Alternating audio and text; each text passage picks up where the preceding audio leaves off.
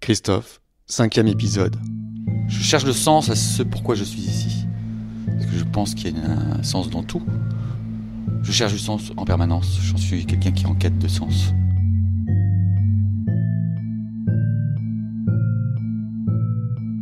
Trois, deux, un. C'était l'automne. Il y avait des feuilles qui volaient. J'allais déjeuner. Et je croise quelqu'un qui est très, très important dans notre métier, si tu veux, qu'un grand patron des plus grosses boîtes de prod de Paris. Et il me dit, mais tu boites? Je fais, oh non, mais j'ai juste mal à la jambe. Et en fait, en 3 mois, je suis devenu un ver. Quelqu'un qui rampe. Jusqu'à la paraplégie totale. Tu avais mal? Alors, comment t'expliquer? Non. Je peux te dessiner sur mes jambes ma paraplégie. Comment elle a commencé, comment elle a grimpé. Par là, ça remonte le mollet, la cuisse, jusqu'au jour où je pouvais plus marcher du tout. J'avais des crises de tremblement. J'étais obligé de lâcher ma voiture.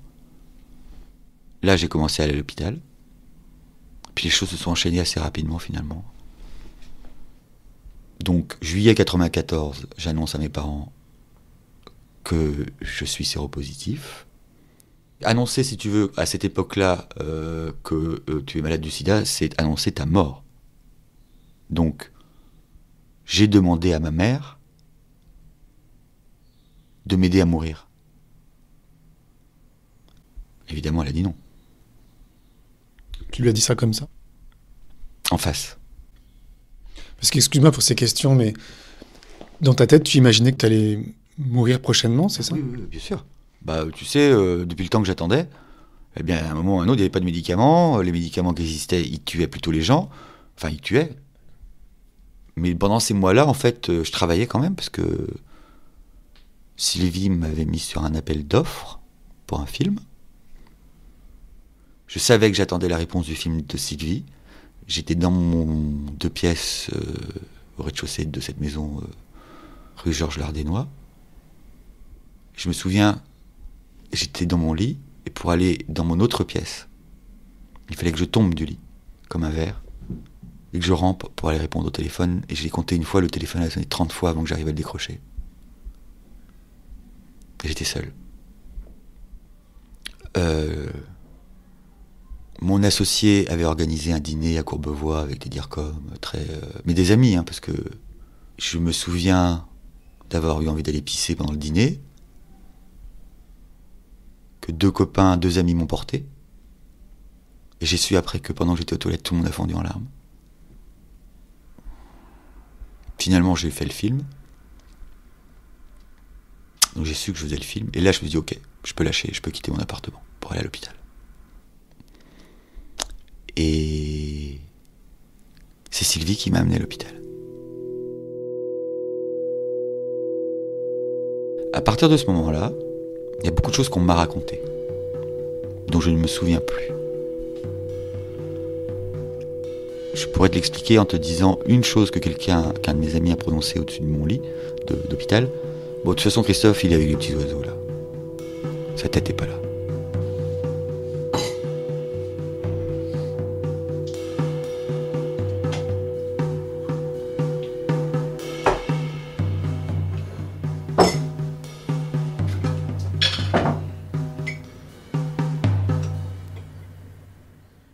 Alors c'est là où, si tu veux, effectivement, j'ai moi-même des confusions de temps, de temporalité, donc je ne sais plus. C'est pas grave. Ça rentre pas forcément dans l'ordre. Je me rappelle que c'est Sylvie qui m'a amené à l'hôpital. Je me rappelle que quand Sylvie m'a laissé, je suis rentré, en fait, l'étage s'appelait Lavande. Et on m'amène dans ma chambre. Et là, il y avait un homme un peu motard, enfin un peu trapu, qui portait son mec et qui disait mais c'est mon mari, de toute façon il peut pas rester là, il était en train de l'enlever de l'hôpital pour l'amener dans un autre hôpital, et j'entendais mais de toute façon dans un autre hôpital ça sera la même chose monsieur. C'était l'énergie du désespoir. Je m'installe dans ma chambre, dans mon lit, on m'installe, ces 2 hommes au blouson en cuir sont partis, Ensuite, il y a eu un autre homme qui est arrivé, qui est resté qu'une seule nuit, il a disparu. Et ensuite, il y a eu un autre qui s'appelle Eric.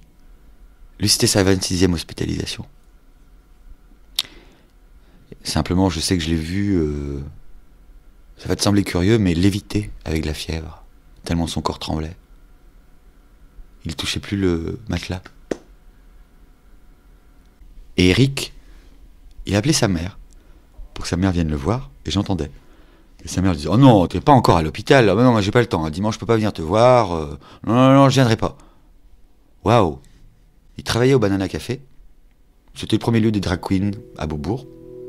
Et en fait, de ce qu'il me dit, comme il était tout le temps malade, il avait été foutu à la porte. Dans un milieu queer. Est-ce que je peux fermer la fenêtre, Christophe? Il y a une fenêtre, oui. T'as froid? J'ai un peu froid. Pas toi?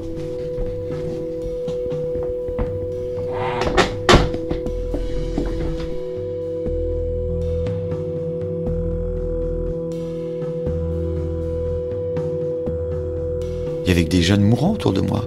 Quand tu fais le tour de l'étage, tu t'aperçois qu'il y a des chambres avec des aspirateurs de décontamination. C'est épouvantable, hein. C'est Ebola. Après, on m'envoie faire un fond de l'œil. Je hurle parce que le temps d'attente est insupportable, donc j'exige qu'on me ramène dans ma chambre parce que mon kiné m'attendait. Et là arrive l'épisode du cassoulet. Figure-toi que donc on avait des très bons repas, on avait le choix, et moi j'avais envie d'un cassoulet, il était proposé. Je prends un cassoulet. Il faut juste savoir que les médicaments qu'on te filait ou qu'on me filait à l'époque, ça te bousille les intestins. J'étais sous perfusion, paralytique dans mon lit. Après le cassoulet, si tu veux, j'ai eu pendant la nuit envie d'aller aux toilettes. Sauf que pour faire les 3 mètres, même pas 2 mètres, ça fait 2 mètres, du lit à la salle de bain, j'ai appelé personne. J'en ai foutu partout. Là, j'ai fini par appeler quelqu'un. Une aide-soignante. Et je crois que j'ai vécu la chose la plus humiliante de ma vie. Non seulement, je crois que tout l'étage soignant est venu visiter, mais j'étais lavé tout nu, dans une petite cuvette avec un gant, devant tout le monde. J'avais 30 ans. Et on m'a mis des couches. Encore une fois, on prenait possession de mon corps. Et puis aussi, ce que tu racontes, c'est que finalement, ton corps te ramenait à un état d'enfant. Ah mais totalement.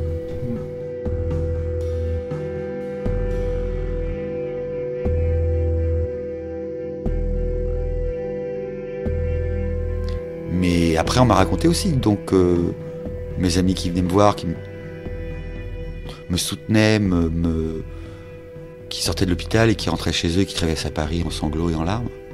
Ça, j'ai pas su. Et l'interne a dit à ma sœur que, un maximum, j'en avais pour 3 mois. Et moi, je voulais aller en Grèce. J'avais prévu de passer 6 mois en Grèce. Avec ma chaise roulante ou sans ma chaise roulante, je serais parti en Grèce. Et puis, mes parents sont finalement arrivés.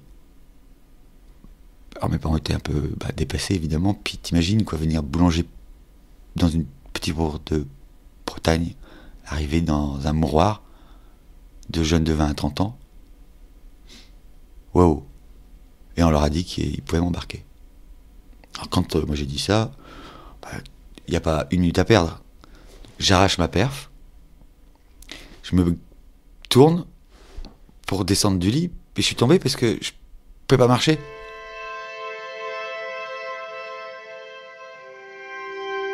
Donc ma sœur a trouvé une chaise roulante au fin fond du parking Saint-Louis, de l'hôpital.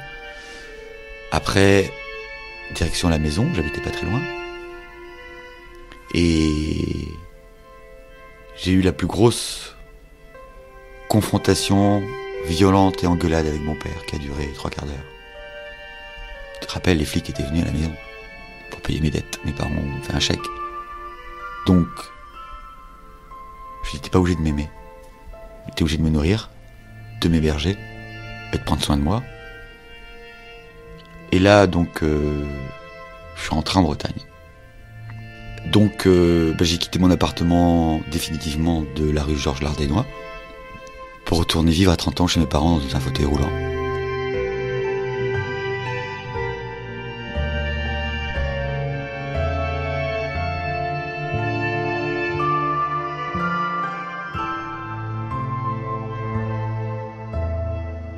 À suivre.